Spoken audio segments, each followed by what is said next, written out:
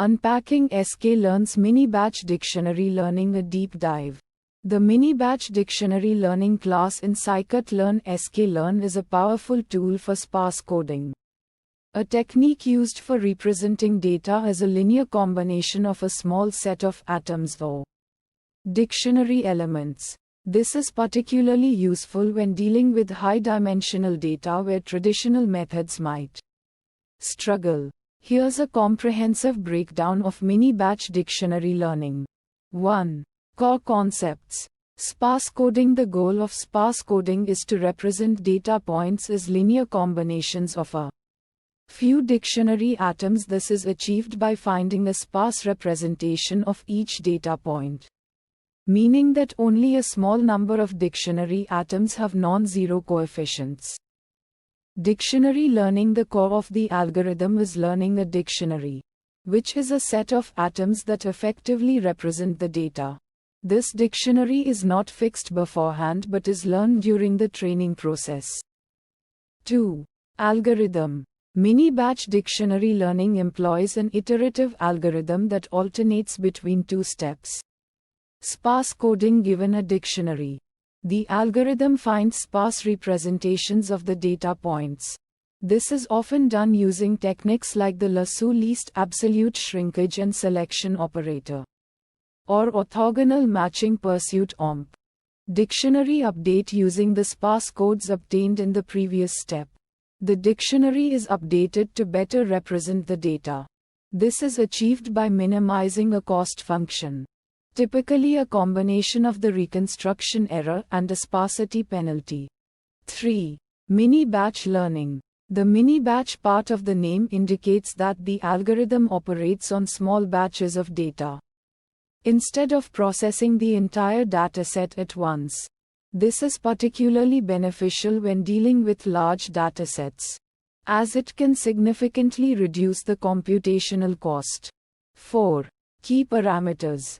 N components. This parameter defines the number of atoms in the learned dictionary.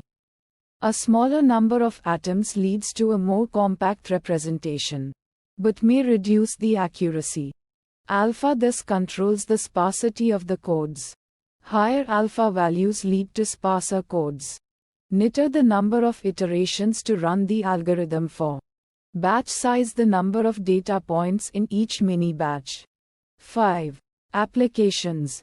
Feature extraction. Sparse coding can be used to extract meaningful features from high-dimensional data, leading to more efficient and accurate machine learning models. Image compression. By finding a sparse representation of an image, you can achieve significant compression without losing too much detail. Signal denoising. Sparse coding can be used to remove noise from signals by exploiting the sparsity of the underlying signal. Anomaly detection. Unusual data points often have sparse representations under a learned dictionary, making sparse coding useful for anomaly detection. 6. Advantages. Handles high-dimensional data. It can effectively represent data with a large number of features. Data-driven. The dictionary is learned from the data, making it adaptive to the specific characteristics of the data. Computational efficiency. Mini-batch learning significantly reduces computation time for large data sets. 7. Limitations. Choice of parameters. The choice of parameters, e.g., n components, alpha, can significantly impact the performance. Finding optimal parameters may require experimentation. Interpretability. While sparse coding can effectively represent data, interpreting the learned dictionary and the sparse codes can be challenging. 8. Example. Python. From sklearn, datasets. Import low digits. From sklearn, decomposition. Import mini-batch dictionary learning.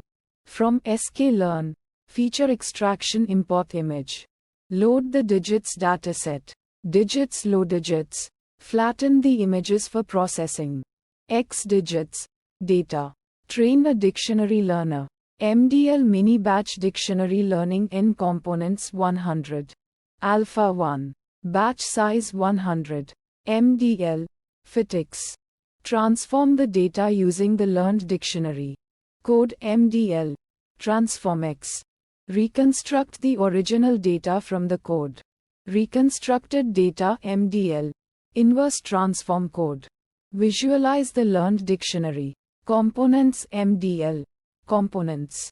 Image. IM show components 100. Reshape 10. 10. -1. In summary, mini-batch dictionary learning is a powerful tool for sparse coding, particularly suited for handling large, high-dimensional datasets. Understanding its core concepts and key parameters allows you to leverage this technique for various applications like feature extraction, image compression, and signal denoising.